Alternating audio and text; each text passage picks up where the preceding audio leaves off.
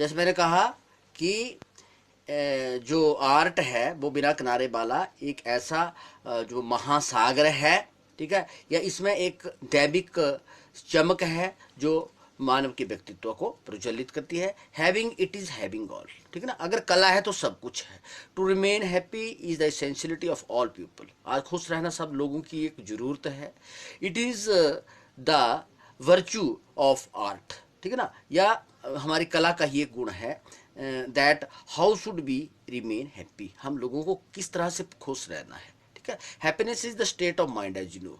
तो जो प्रसन्नताएं हैं वो हमारे मन की अवस्था होती है, ठीक है ना। हमारे ऊपर डिपेंड करता है कि how should be remain happy, how should be make our mind in a right direction. एक सही दिशा में हम लोगों को अपना माइंड कैसे बनाना है। Art and virtue served as the ideal of human being.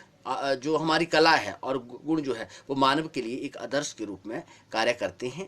Quality of art never passes into nothingness, ठीक है ना। अब जो क्वालिटी है आर्ट की कला का जो गुण है वो कभी भी निरर्थक नहीं जाता है। Indian culture believes in the presence of God. जैसा आप जानते हैं कि जो हमारी भारत की संस्कृति है वो भगवान की उपस्थिति के ऊपर जो है विश्वास करती है। Indian believes that God is not only the creator of this world. Bharat के लोग इस बात का विश्वास करते हैं कि भगवान केवल इस यूनिवर्स का, इस संसार का केवल रचयिता ही नहीं है, but also the author of its moral law, परंतु इसके नैतिक नियमों का जो है वो लेखक भी है। Man is the representative of God. आदमी जो है वो भगवान का एक क्या प्रतिनिधि है। He has to perform so many duties from birth onwards, ठीक है। तो आदमी को जो है वो अपने जन्म से लेके आगे तक जो है बहुत सारे कर्तव्यों का निर्वाह करना है towards family, society and nation. समाज के प्रति, राष्ट्र के प्रति, परिवार के प्रति। And person who have got dignity in their respective life. जो लोग अपने जीवन में जो है महानता प्रदान करते हैं तो achievement of a such human being is proportionate to how high he और सी थिंक। तो ऐसे व्यक्ति की उपलब्धियां हम लोगों को यह सोचने पे मजबूर करती है कि वो कितना ऊंचा सोचते हैं।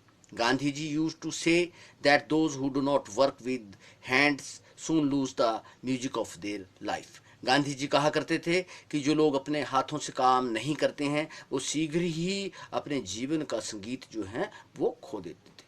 Gandhi ji also said about education that education should be for triple H. Gandhi ji शिक्षा के बारे में कहा करते थे कि हमारी शिक्षा जो है वो ट्रिपल एच के लिए होनी चाहिए, हैंड्स के लिए होनी चाहिए, हार्ट के लिए होनी चाहिए और हेड के लिए होनी चाहिए। Education for hearts mean spiritual training, आध्यात्मिक प्रशिक्षण।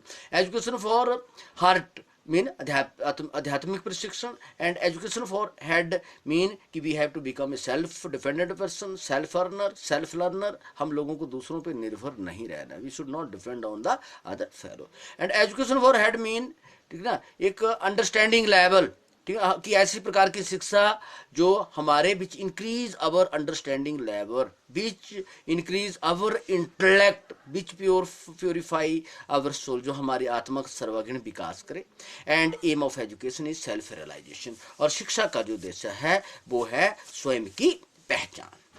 Art receive its truth from the reality of life. जैसा आप जानते हैं कि कला जो है वो जीवन की वास्तविकताओं से, गहराइयों से अपनी वास्तविकता प्राप्त करती है and give it back to life in form of beauty, और जीवन को सुंदरता के रूप में इसे प्रदान करती है। And that beauty comforts all troubled humanity. और वो सुंदरता जो है संपूर्ण पीड़ित जाति को संतापना प्रकट करती है।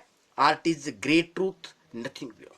कला जो है वो एक महान सच्चाई है, ठीक है, एब्सोल्यूट ट्रूथ है, इसके परे कुछ भी नहीं है। जैसे गांधी जी ने कला के बारे में कहा था, God is truth and truth is God.